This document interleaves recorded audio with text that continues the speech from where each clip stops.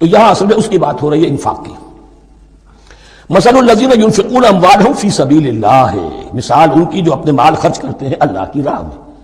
عام طور پر یہ فی سبیل اللہ جو ہے وہ سبیل پانی کی بنا دی، وہ بھی سبیل ہے، ٹھیک ہے وہ بھی سبیل تو ہے، نیکی کا وہ بھی راستہ ہے، سبیل اللہ ہے، لیکن یہ کہ فی سبیل اللہ خرچ جو ہے اس کا بالکل مفہوم اور ہے.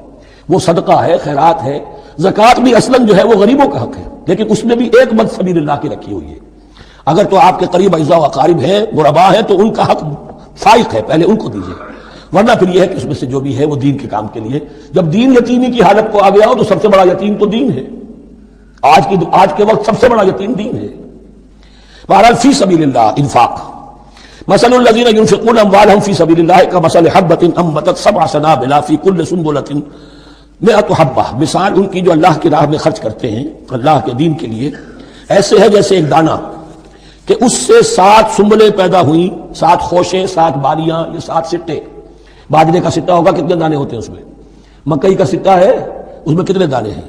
فی کل سنبلۃ مئۃ حبۃ، اس میں 100 دانے موجود ہیں ہر ایک میں، تو ایک دانے سے 700 دانے وجود میں آ گئے.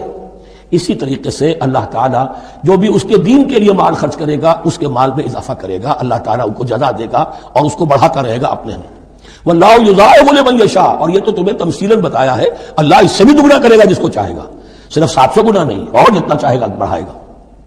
واللہ واسع علیم، اللہ کے خزانوں میں کوئی کمی نہیں ہے، بڑی وسعت والا ہے اللہ، بہت سبائی والا ہے اور وہ سب کچھ جاننے والا ہے.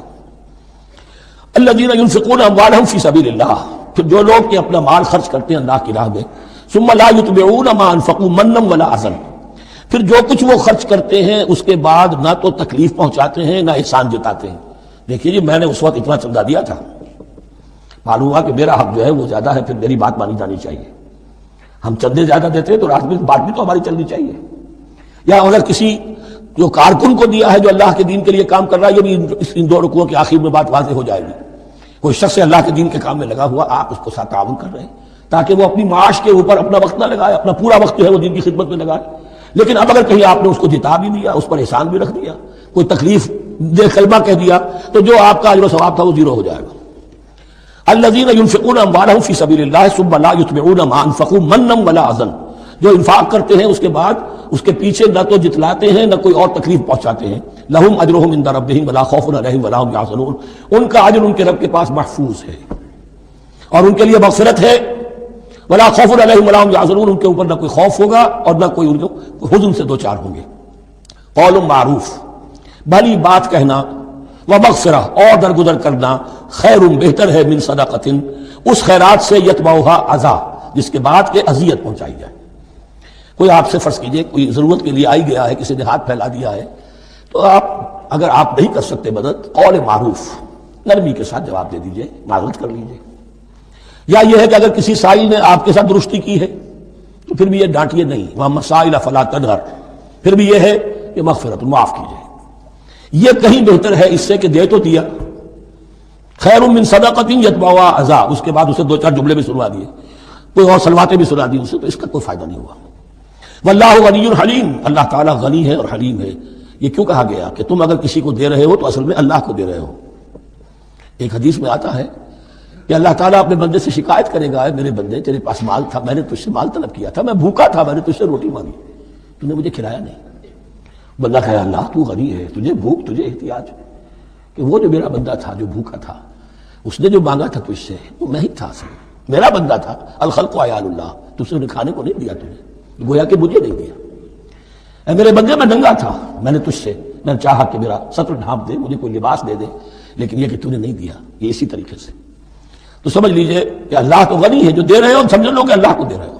اور حلیم ہے، وہ حلم والا ہے، فوراً نہیں پکڑتا تمہیں. تم جو بھی کرتے ہو جو دل سے اتری ہوئی شے وہ اللہ کے نام پہ دے دو، جو ردی چیز ہے وہ اللہ کے نام پہ دے دو. تو اللہ تعالیٰ کی غیرت جو ہے اسی وقت اگر جوش میں آ جائے اور تمہیں پیس کے سرما کر دے وہ تو وہ کر سکتا ہے، لیکن نہیں، حلیم ہے، وہ دیکھتا ہے کہ میری توہین کر رہا ہے، مجھے دے رہا ہے اور یہ دے رہا ہے. یا ایھا الذین آمنوا لا تبطلوا صدقاتکم بالمن والاذی، اہل ایمان اپنے صدقات کو باطل نہ کر لو، نسیہ منسیہ ہو جاتے ہیں، بالمن والاذی، جتلا کر اور کوئی اذیت بخش بات کہہ کر. کالذی ينفق مالہ رئاء الناس، ان لوگوں کی طرح، اس شخص کی طرح جو اپنا مال خرچ کرتا ہے لوگوں کو دکھانے کے لیے. دے تو رہا ہے صدقات، چیریٹی ہاؤس، بڑے بڑے ادارے قائم کر دیے ہیں، یہ کہ سب ریاکاری ہے.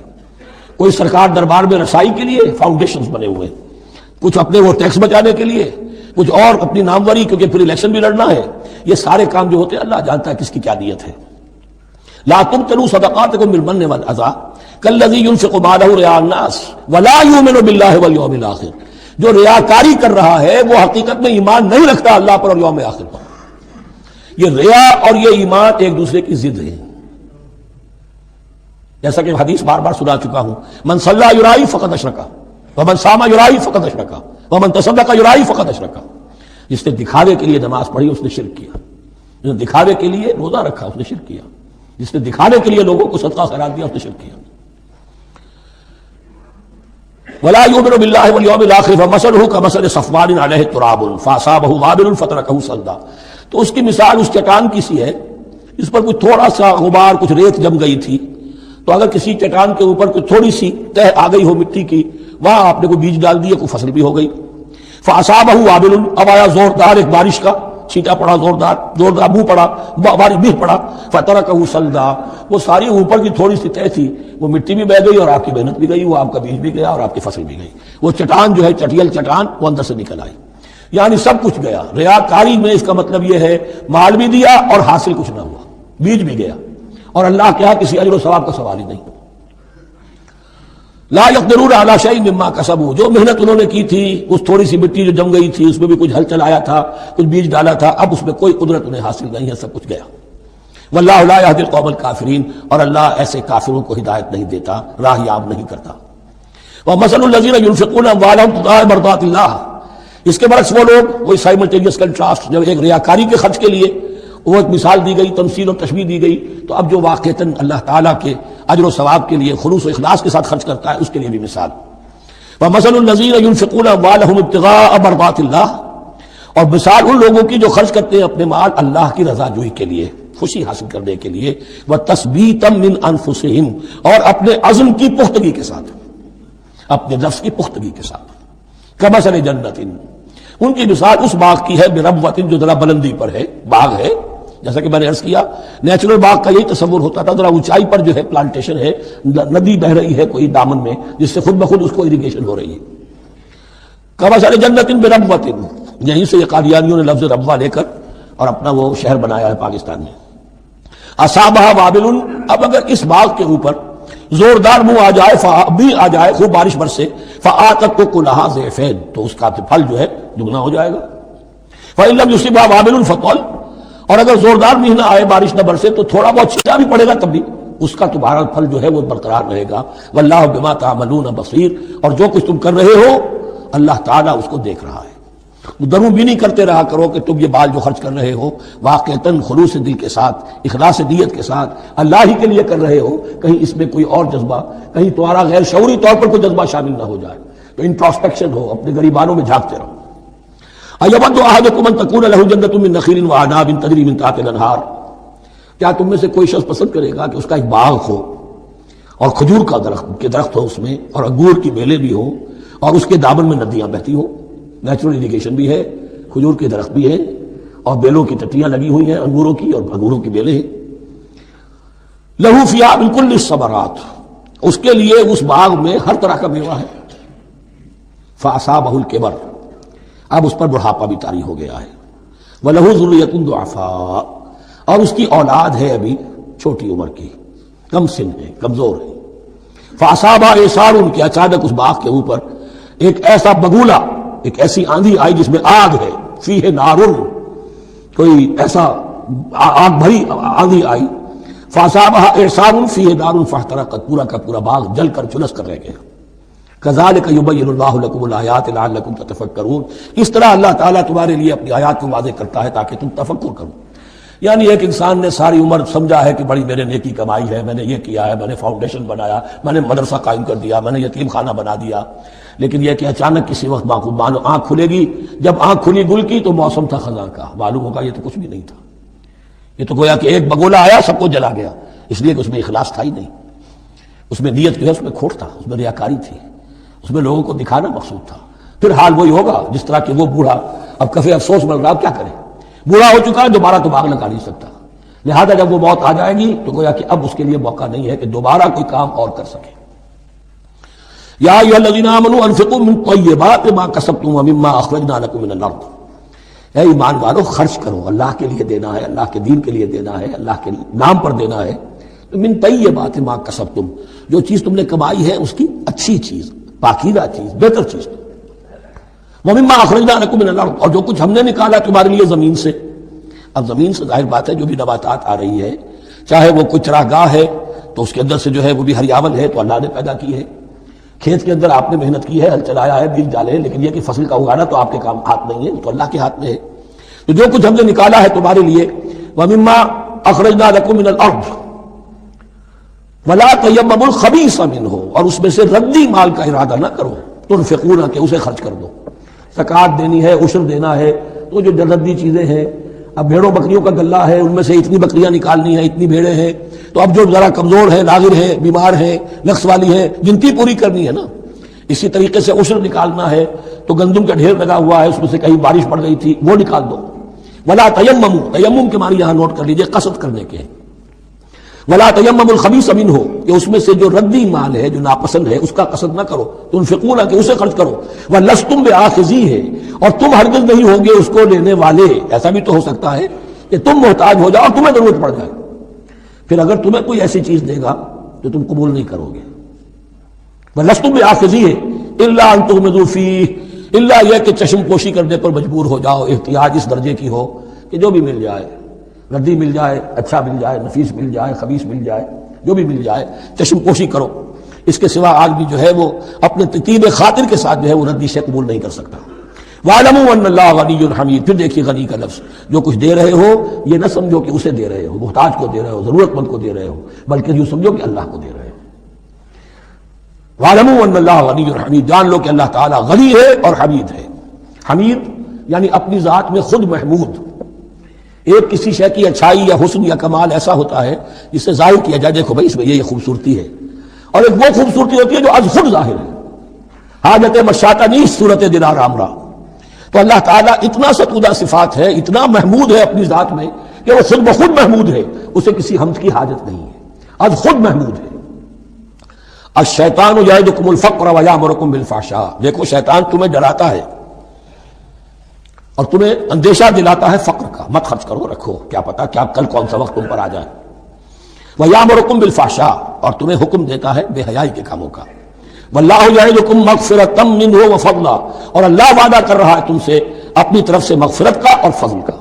اب دیکھ لو، رخ روشن کے آگے شمع رکھ کر وہ یہ کہتے ہیں ادھر جاتا ہے دیکھیں یا ادھر پروانہ جاتا ہے۔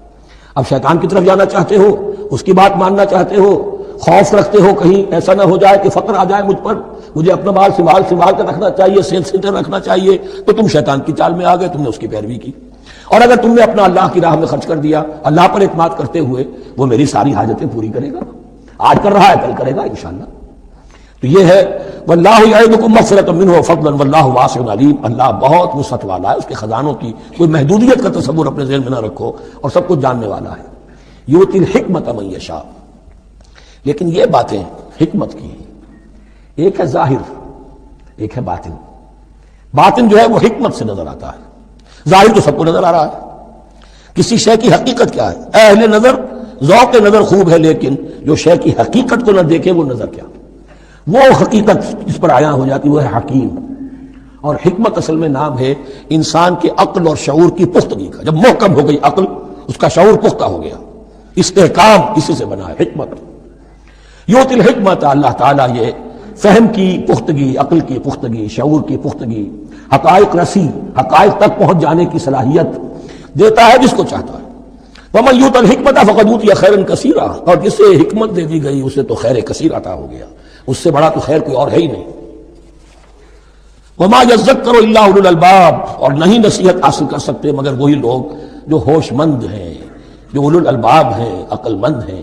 لیکن جو دنیا پر ریجھ گئے ہیں، جن کے سارا دلی اطمینان اسی پر ہے کہ کافی ہے، بینک بیلنس بھی ہے، یہ بھی ہے، وہ بھی ہے، اتنے سٹاکس بھی ہیں، اتنا یہ بھی ہے، اتنا ہمارا جو ہے وہ جو بیلنس شیٹ آئی ہے اس کے ایسٹس یہ ہیں، اگر اسی پر سارا بھروسہ اور اطمینان ہے تو ظاہر بات ہے وہ اولو الالباب نہیں ہے۔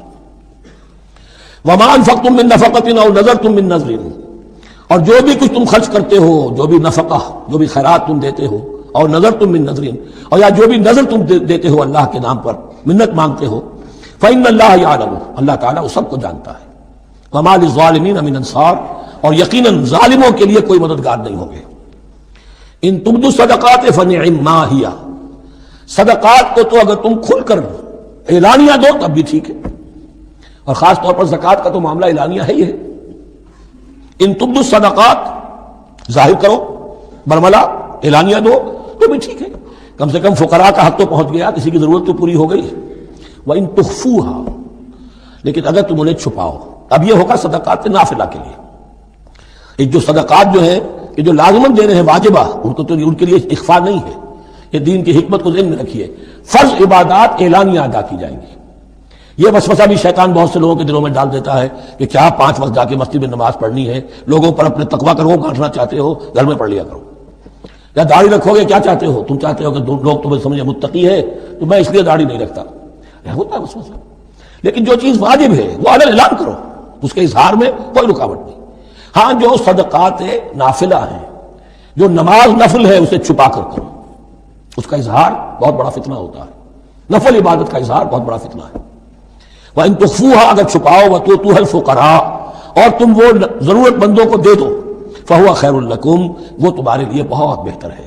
اب دیکھیے خیر لکم کہا، یہ تمہارے لیے بہتر ہے۔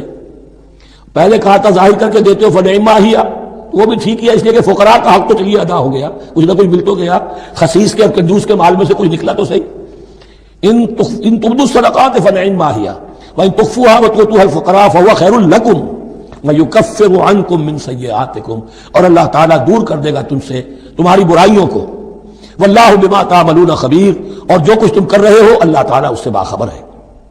لیس علیک ھداھم، اے نبی آپ کے ذمے نہیں ہے کہ ان کو ہدایت دے دیں۔ آپ کی یہ دیکھیے علیکا ذمہ داری ہو جاتی ہے، فرض، لام لکا یہ ہو جاتا ہے کسی کے حق میں۔ القرآن حجت لکا او علیکا، یا یہ قرآن تمہارے حق میں حجت ہے، یہ شفاعت کرے گا تمہاری قیامت کے دن اگر تم نے اسے مانا جیسے کہ ماننے کا حق ہے، پڑھا جیسے کہ پڑھنے کا حق ہے، عمل کیا جیسے کہ عمل کرنے کا حق ہے، پھر اس کی دعوت و تبلیغ کی جیسے کہ اس کا حق ہے، تو یہ تمہارے حق میں حجت ہوگا۔ اور اگر تم نے اس کے حقوق ادا نہ کیے یہ تمہارے خلاف مدعی بن کر کھڑا ہو جائے گا۔ القرآن حجت لک او علیک، یہ تم پر آئے گا بوال۔ اے اللہ یہ بدبخت مجھے مانتا تھا کہ میں تیرا کلام ہوں، پڑھتا نہیں تھا، مجھے پڑھتا تھا تو جیسے کسی طوطا مینا کو، جو مولانا ماہر قاضی کی نظم ہے، کچھ بول سکھائے جاتے ہیں، رٹائے جاتے ہیں، اس طرح پڑھایا جاتا ہوں اور اس طرح سکھایا جاتا ہوں، وہ اس طریقے سے پڑھ رہے ہیں، کچھ پتہ نہیں۔ 1-2 روپے کا اخبار لائیں گے تو سمجھ کر پڑھیں گے، اللہ کی کتاب کو سمجھ کے پڑھنے کی ضرورت نہیں، پڑھا تو عمل نہیں کیا بدبخت نے۔ ما آمن بالقرآن من استحل محارمہ، تو لام اور علی کا یہ استعمال ذہن میں رکھیے۔ لیس علیک ھداھم، آپ پر ذمہ داری نہیں ہے ان کی ہدایت کی، آپ پر ذمہ داری تبلیغ۔ ہم نے بھیجا ہے آپ کو، انا ارسلناک بالحق بشیرا ونذیرا ولا تسأل عن اصحاب الجحیم، یہ آیت ہم پڑھ چکے ہیں پہلے حصے میں۔ ولکن اللہ یہدی من یشاء، وہ تو اللہ تعالیٰ ہدایت دیتا ہے جس کو چاہتا ہے۔ وما تنفقوا من خیر فلانفسکم، اور جو بھی خیر، جو بھی بھلائی، جو بھی مال تم خرچ کرو گے وہ تمہارے اپنے لیے بہتر ہے، تمہیں اجر و ثواب ملے گا، تمہیں کو مل جائے گا 700 گنا 1400 گنا۔ وما تنفقون الا ابتغاء وجه اللہ، یہاں یہ فعل مضارع آیا ہے نفی نہیں کے مفہوم میں، لا تنفقون ما تنفقون، یعنی تم نہیں خرچ کرو گے مگر اللہ کی رضا کے لیے، تب اجر ملے گا۔ اگر ریاکارانہ خرچ کیا تھا تو کوئی اجر کا کیا سوال، وہ تو شرک بن جائے گا۔ وما تنفقون الا ابتغاء وجه اللہ وما تنفقوا من خیر یوفى الیکم وانتم لا تظلمون، اور جو بھی خیر تم خرچ کرو گے، خیر میں سے جو بھی دولت خرچ کرو گے، یوفى الیکم، پورا تمہیں لوٹا دیا جائے گا، وانتم لا تظلمون، اور تم پر کوئی ظلم نہیں ہوگا، تمہاری کوئی حق تلفی نہیں ہوگی۔ اب آیا ہے آخری ٹیپ کا بند، انفاق فی سبیل اللہ کا سب سے بڑھ کر حقدار کون ہے؟ للفقراء الذین احصروا فی سبیل اللہ، وہ ضرورت مند کہ جو گھر کر رہ گئے اللہ کی راہ میں، جیسے اصحاب صفہ تھے بیٹھے ہوئے ہیں، کوئی کام نہیں کر رہے، حضور سے علم سیکھ رہے ہیں، اور جہاں جہاں سے دعوت آ رہی ہے کہ حضور بھیجیے ہمارے ہاں کوئی مبلغین، وہاں سے ان کو بھیجا جا رہا ہے۔ اب وہ معاش کی جد و جہد کرتے تو یہ تعلیم کیسے حاصل کرتے؟ یا اسی طرح دین کی کوئی خدمت ہے، کوئی آپ نے تحریک اٹھائی ہے، اب اس میں آپ کو کچھ نہ کچھ کارکن تو چاہیے، ان کارکنوں کی بھی تو آخر معاش کا ہے درجہ۔ اگر وہ سارا 8 گھنٹے دفتروں میں کھائیں اور وہاں ڈانٹے نہیں سنے افسروں کی، اور پھر 2 گھنٹے جانا 2 گھنٹے آنا، اب وہ کون سا وقت نکالیں گے دین کے کام کا؟ کیا کریں گے؟ کہاں سے وقت آ جائے گا؟ کچھ لوگ تو ہونے چاہیے جو ہمہ وقت لگ جائیں، لیکن ہمہ وقت تو لگ گئے لیکن پیٹ تو ان کے بھی ہے، اولاد تو ان کے بھی ہوگی۔ للفقراء الذین احصروا فی سبیل اللہ، جو گھیرے میں آ گئے ہیں اللہ تعالیٰ کی راہ کی جد و جہد میں، جہاد فی سبیل اللہ کی سعی میں، وہ اس طریقے سے مصروف ہو گئے ہیں لا یستطیعون ضربا فی الارض، اب وہ زمین میں گھوم پھر کر تجارت کرنے کی ان کے پاس وقت ہی نہیں ہے، نہیں چل پھر سکتے زمین میں اپنی معاش کے لیے۔ یحسبهم الجاہل اغنیاء من التعفف، اب یہ اس طرح کے فقیر تو ہیں نہیں جو لپٹ کر مانگتے ہوں، انہیں عام طور پر جو ناواقف شخص ہے وہ سمجھتا غنی ہے، اس سے کوئی ضرورت ہی نہیں، اس نے کبھی مانگا ہی نہیں، لیکن اس نے مانگا اس لیے نہیں ہے کہ وہ اس طرح کا سائل نہیں ہے، اس طرح کا وہ سوالی نہیں ہے، وہ فقیر نہیں ہے، وہ تو اللہ کے دین کے لیے اپنے آپ کو اس نے لگا دیا ہے۔ یہ تمہارا کام ہے کہ دیکھو یحسبهم الجاہل اغنیاء من التعفف، وہ جو مانگنے سے رک رہے ہیں اپنی عزت نفس کی حفاظت کی خاطر، اس کی وجہ سے ناواقف آدمی سمجھتے ہیں کہ تو غنی ہے، اسے کوئی ضرورت نہیں ہے۔ تعرفهم بسیماہم، تم پہچان لوگے انہیں ان کے چہروں سے۔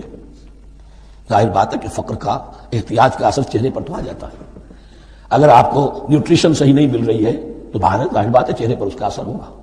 تعرفهم بسیماہم لا يسألون الناس الحافا، وہ لپٹ کر لوگوں سے سوال نہیں کرتے، مانگتے نہیں ہیں، وہ ان سائلوں کی طرح نہیں ہے جو اصل میں اپنی محنت وصول کرتے ہیں، کھڑے ہو کر آپ کے سر ہو کر آپ سے کچھ نہ کچھ نکلوا لیتے ہیں زبردستی، اس طریقے سے تو وہ نہیں مانگیں گے۔ یہ بات اہم مسئلہ ہے، اقامت دین کی جد و جہد میں جو لوگ ہمہ وقت لگ جائیں آخر ان کے لیے کیا ذریعہ ہو۔ میں یہاں تفصیل میں نہیں جا سکتا، وقت بھی اس چنگ کا ختم ہو رہا ہے، لیکن یہ سمجھ لیجئے کہ یہ دو رکوع جو ہیں انفاق کا پورا مضمون، اس کا کلائمیکس جو ہے وہ یہ آیت ہے للفقراء الذین احصروا فی سبیل اللہ لا یستطیعون ضربا فی الارض یحسبهم الجاہل اغنیاء من التعفف تعرفهم بسیماہم لا یسألون الناس الحافا وما تنفقوا من خیر فإن اللہ بہ علیم۔ اور جو بھی تم دولت مال خرچ کرو گے تو اللہ تعالیٰ اس کے علم میں ہوگا، یہ نہ سمجھنا کہ اللہ کے علم میں نہیں ہے۔ خاموشی کے ساتھ، اخفاء کے ساتھ ایسے لوگوں کے ساتھ تعاون کرو گے تو اللہ تعالیٰ جو ہے تمہیں اس کا پورا بھرپور بدلہ دے گا۔ الذين ينفقون اموالهم بالليل والنهار سرا وعلانية فلهم اجرهم عند ربهم ولا خوف عليهم ولا هم يحزنون الذين يأكلون الربا لا يقومون الا كما يقوم الذي يتخبطه الشيطان من المس ذلك بأنهم قالوا انما البيع مثل الربا وأحل الله البيع وحرم الربا فمن جاءه موعظة من ربه فانتهى فله ما سلف وأمره إلى الله ومن عاد فأولئك أصحاب النار هم فيها خالدون صدق الله العظيم رب اشرح لي صدري ويسر لي أمري واحلل عقدة من لساني يفقهوا قولي۔ ابھی سورہ مبارکہ کا وہ رکوع ہم پڑھ رہے ہیں کہ جو آج کے حالات میں اہم ترین ہے، اس لیے کہ اس دور میں اللہ کے خلاف بغاوت کی سب سے بڑی شکل تو ہے غیر اللہ کی حاکمیت کا تصور، سب سے بڑا شرک یہ ہے۔ نفسیاتی اعتبار سے سب سے بڑا شرک مادے پر توکل، بتوں سے تجھ کو امید ہے خدا سے نو امیدی، مجھے بتا تو صحیح اور کافری کیا ہے، لیکن یہ نفسیاتی اور داخلی بات ہے۔ خارجی اور واقعاتی دنیا میں سب سے بڑا شرک اس وقت وہ غیر اللہ کی حاکمیت، جو اب عوامی شکل اختیار کر گئی، عوامی حاکمیت۔ اور اس کے بعد اس وقت کے گناہوں میں، بدعملی میں سب سے بڑا فساد جو ہے وہ سود کی بنیاد پر ہے۔ سب سے بڑا فتنہ، سب سے بڑا فساد دنیا میں جو اس وقت سب سے بڑی شیطنت ہے جو یہودیوں کے ذریعے سے پورے گلوب کو اپنی گرفت میں لینے کے لیے بےتاب ہے، وہ یہی ہے جو سود کا حد کرنا ہے، اس کی حرمت۔ یہاں ایک سوال میرے ذہن میں کبھی کبھی پیدا ہوتا تھا کہ یہ جو پہلی آیت ہے اس کا تعلق تو انفاق فی سبیل اللہ کے ساتھ ہے، اس سے پچھلے رکوع کے ساتھ شامل ہونا چاہیے تھا، لیکن بعد میں یہ حقیقت مجھ پر منکشف ہوئی کہ بڑی حکمت کے ساتھ اس آیت کو اس رکوع کے ساتھ شامل کیا گیا ہے، وہ حکمت میں بعد میں بیان کروں گا۔ الذین ينفقون اموالهم باللیل والنہار، وہ لوگ کہ جو اپنا مال خرچ کرتے رہتے ہیں رات کو بھی دن میں بھی، سرا وعلانیۃ، خفیہ طور پر بھی اعلانیہ بھی، صدقات واجبہ اعلانیہ، صدقات نافلہ خفیہ، انفاق فی سبیل اللہ خفیہ۔ فلہم اجرہم عند ربہم ولا خوف علیہم ولا هم یحزنون، ان کے لیے ان کا اجر محفوظ ہے ان کے رب کے پاس، نہ ان پر کوئی خوف طاری ہوگا اور نہ ہی وہ کسی حزن سے دوچار ہوں گے۔ الذین یاکلون الربا، اب ربا کا مسئلہ شروع ہو رہا ہے، جو سود کھاتے ہیں۔ وجہ کیا ہے؟ اصل مسئلہ ہے اس سرپلس ویلیو کا۔ آپ کا کوئی شغل ہے، آپ کی ملازمت ہے، آپ کما رہے ہیں، آپ کا خرچ پورا ہو رہا ہے، کچھ بچت بھی ہو رہی ہے۔ اب اس بچت کا اصل مصرف کیا ہے؟ یسألونک ماذا ینفقون قل العفو، اصل راستہ تو یہ ہے کہ اس کو دے دو اللہ کی راہ میں، یا محتاجوں کو یا اللہ کے دین کو۔ لیکن اب جو سود خورانہ ذہنیت ہے وہ یہ کہ اس بچت کو بھی مزید کمائی کا ذریعہ بناؤ، یہ سود خورانہ ذہنیت ہے۔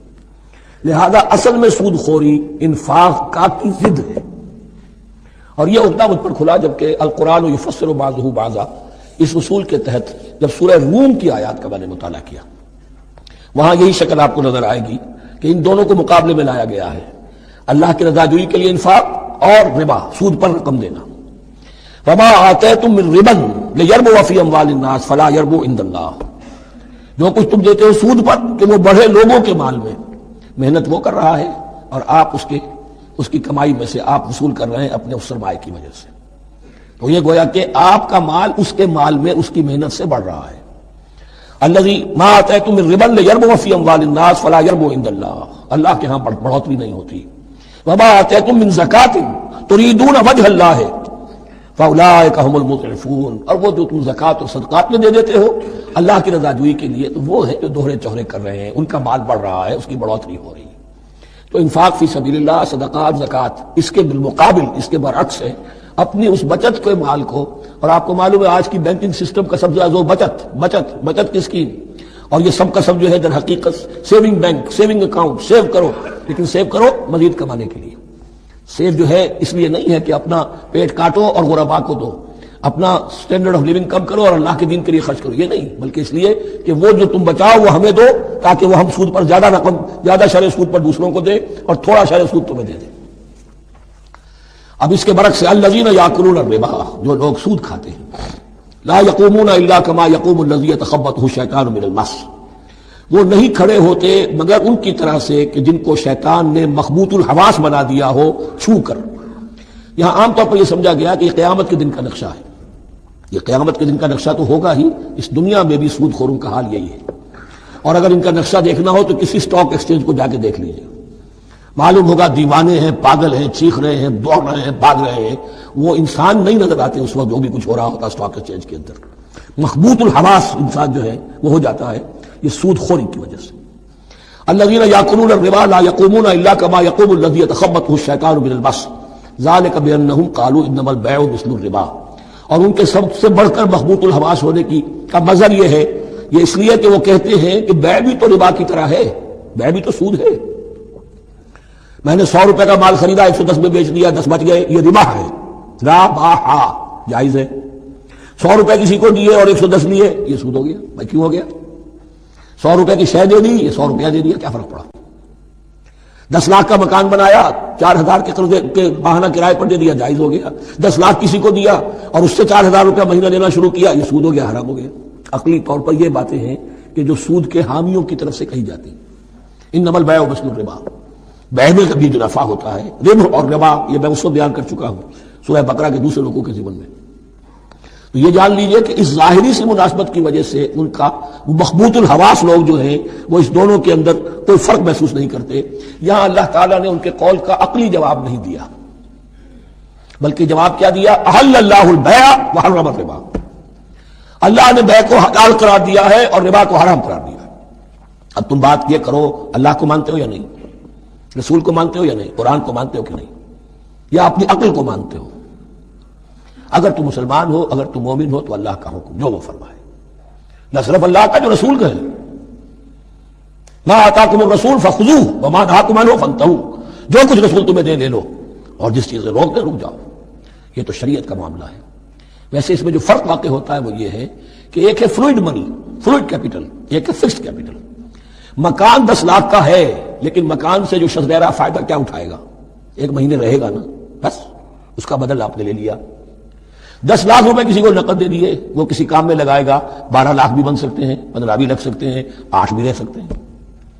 اس میں آپ نے فکس اگر لیا تو یہ حرام ہے۔ ان دونوں میں اگرچہ عام طور پہ کہا جائے گا یہ بھی کیپٹل ہے وہ بھی کیپٹل ہے، مکان بھی تو سرمایہ کی ایک شکل ہے، لیکن یہ فکس کیپٹل ہے، اس کی شکل بدل نہیں رہی ہے۔ اس مکان میں تو ایک شخص رہ جائے گا، سکنا ہوگا، اس کی رہائش ہے، یا آپ کہیں گے اس کی ویئر اینڈ ٹیئر ہے تو اس کا آپ نے بدل لے لیا، بس ختم۔ لیکن وہ جائے گا، وہ مکان آپ کے لیے رہ جائے گا۔ لیکن یہ کہ 10 لاکھ جس کو دیا نقد، وہ کاروبار کرے گا، کچھ اور کہیں لگائے گا، اس کے اندر اضافہ بھی ہو سکتا ہے، کمی بھی ہو سکتی ہے، اس میں پھر فکس پروفٹ لینا یہ ہے حرام، اور ان دونوں میں کوئی مناسبت نہیں۔ لیکن اللہ تعالیٰ نے یہ جواب نہیں دیا، جواب دیا احل اللہ البیع وحرم الربا فمن جاءہ موعظۃ من ربہ فانتہی فلہ ما سلف، تو جس شخص کے پاس اس کے رب کی طرف سے یہ نصیحت پہنچ گئی اور وہ باز آ گیا، رک گیا، فلہ ما سلف، تو جو کچھ پہلے وہ لے چکا ہے وہ اس کا ہے، وہ اسے واپس نہیں دیا جائے گا، حساب کتاب نہیں کیا جائے گا کہ تم اتنا سود کھا چکے ہو واپس کرو۔ لیکن اس کا یہ مطلب بھی نہیں کہ اس کا کوئی گناہ ان پر نہیں ہوگا، وَأَمْرُهُ إِلَى اللَّهِ، اللہ کے حوالے رہے گا، معلق رہے گا، اللہ چاہے گا تو معاف بھی کر دے گا اور اللہ چاہے گا تو پچھلے سود کے اوپر بھی اس کی سرزنش ہوگی، أَمْرُهُ إِلَى اللَّهِ وَمَنْ عَادَ، لیکن اس نصیحت کے آنے کے بعد بھی جس نے دوبارہ یہ حرکت کی فَأُولَٰئِكَ أَصْحَابُ النَّارِ هُمْ فِيهَا خَالِدُونَ، تو یہ جہنمی ہے اور اس میں ہمیشہ ہمیشہ رہے گی۔